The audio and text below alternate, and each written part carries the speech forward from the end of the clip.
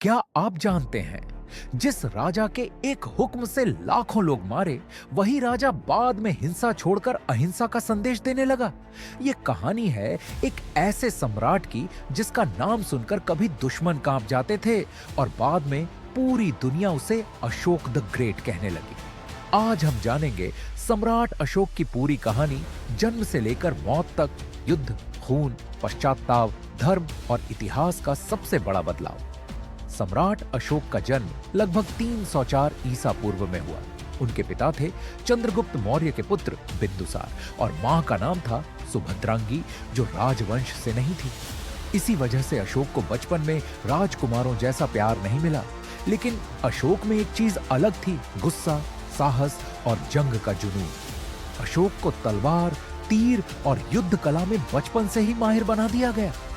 जवानी तक पहुंचते पहुंचते अशोक का नाम डर के साथ लिया जाने लगा। उन्होंने उज्जैन और टैक्सिला जैसे शहरों में विद्रोह को कुचल दिया।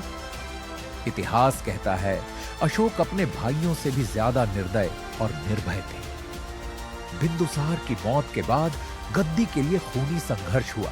राजगद्दी पाने के लिए अशोक ने अपने ही कई भाइयों का वध कर दिया। इसी वजह से उसे कहा गया चंद अशोक या क्रोड़ अशोक। आखिरकार 273 ईसा पूर्व अशोक मौर्य साम्राज्य का सम्राट बना। अशोक का साम्राज्य आज के अफगानिस्तान से लेकर बंगाल तक फैला था। बस एक राज्य ऐसा था जो अशोक के अधीन नहीं था, कलिंग। 261 ईसा पूर्व कलिंग युद्ध छेड़ा गया। इतिहास कहता है 1 लाख से ज्यादा लोग मारे, 1.5 लाख बंदी बना लिए गए और नदियों में लहू बहने लगा। अशोक ने युद्ध जीत लिया, लेकिन उस जीत ने उससे तोड़ दिया। युद्ध के बाद अशोक जब युद्ध क्षेत्र में घूम रहा था तो उसने देखा लाशें, रोट हुए बच्चे, विधवा और जलते घार। उस पल अशोक बोला, ये जीत नहीं, ये पाप है। अशोक ने बौद्ध धर्म अपनाया और अहिंसा को अपना जीवन सिद्धांत बनाया।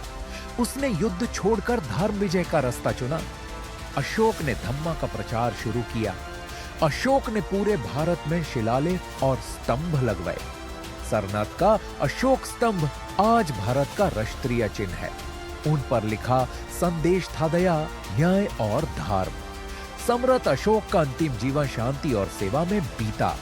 232 ईसा पूर्व के आसपास अशोक की मृत्यु हुई, पर उनका विचार आज भी जिंदा है।